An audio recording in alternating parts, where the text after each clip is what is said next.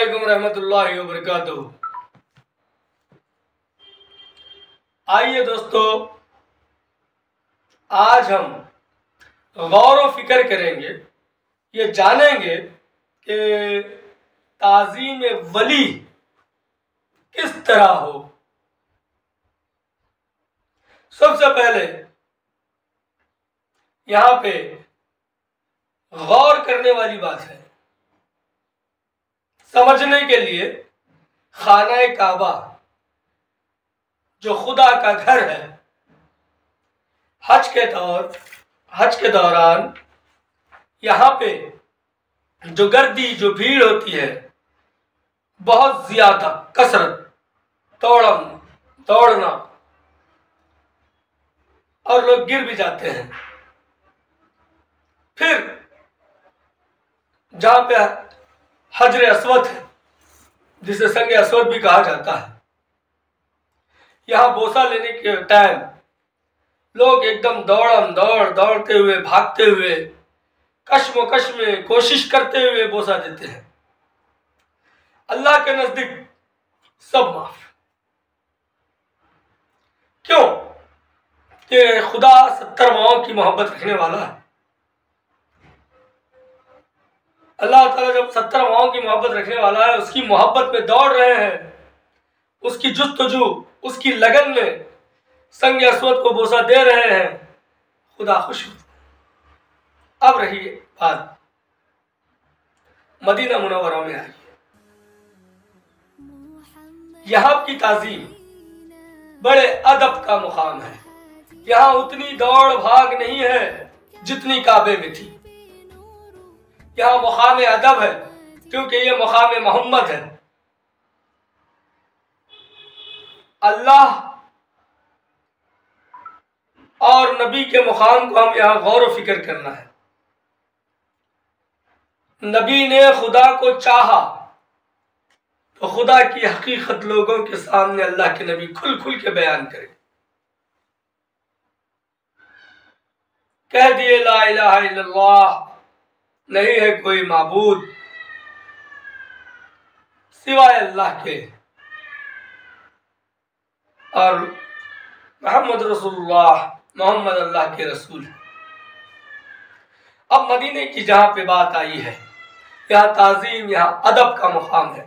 اب غور و فکر کرو کہ اگر آپ مدینے کی جالی کو چھونے کی بھی کوشش کریں گے تو پیچھے سے جو ہے نا، جو کام کرنے والے ورکرز ہوتے ہیں وہاں پہ، جو متاع ہوتا ہے، وہ ہینٹر سے یا دستی سے اس طرح سے جو ہے نا آپ کو روکتا ہے، یعنی ایک مار کے انداز میں روکتا ہے کہ یہ مقام ادب ہے، یہاں دیکھ۔ کمزر جو عقل کے اندھے ہیں، جو نہ سمجھتے، وہ بتاتے ہیں کہ دیکھو نبی کو جو ہے نا جالی کو چومنا، جالی کو چھونا بھی شرک ہے، دور ٹھہرو۔ نہیں، ارے تعظیم ہے دوست، نبی کو نبی ہی کہتے ہیں، خدا کو خدا ہی کہتے ہیں۔ حقیقت تو یہ ہے، اللہ دکھا رہا کہ بھئی میرے نبی کی تعظیم، میرے چاہنے والے کی تعظیم، یعنی میری نشانیاں جس میں موجود ہے اس کی تم تعظیم کرو۔ جیسے سورہ یونس میں اللہ تعالیٰ فرماتا ہے، آیت نمبر 62 میں، الا ان اولیاء اللہ تعالیٰ لا خوف، میرے ولی کو نہ دنیا کا ڈر ہے نہ آخرت کا خوف۔ لا خوف، کیوں ولی کو ڈر نہیں ہے؟ کیوں ولی کو خوف نہیں ہے؟ ارے وہ اللہ کی نشانیوں میں سے ہے۔ اور سورہ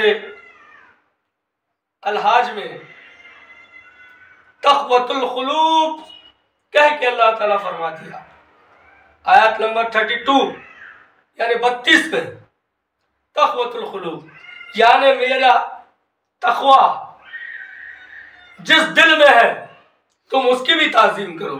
اور آج اپنا یہ ماحول ہے، کسی بارگاہ پہ جاتے ہیں تو وہاں حاضری بھی آتی ہے اور وہاں ناچنا جھومنا بھی چلتا ہے۔ یہ کیا بے حرمتی ہے؟ تھوڑا غور و فکر کرو کہ تعظیم ولی کس طرح کرنا چاہیے۔ اللہ کی نشانیوں میں سے نشانی ہے ولی بھی. اور اللہ جب سورہ الحج میں فرما رہا ہے آیت نمبر 32 یعنی 32 میں، تخوۃ القلوب یعنی جو تقوی میں دل ہوتا ہے اور جو دل تقوی سے ہوتا ہے وہ ہماری نشانیوں میں سے ہے. اب یہاں پہ غور و فکر کرنا ہے، اللہ کی نشانیوں کی تعظیم کرنا ہے.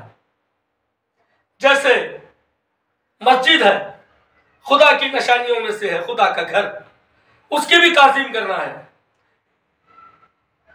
جیسے روزہ ہے، روزہ نبی ہے،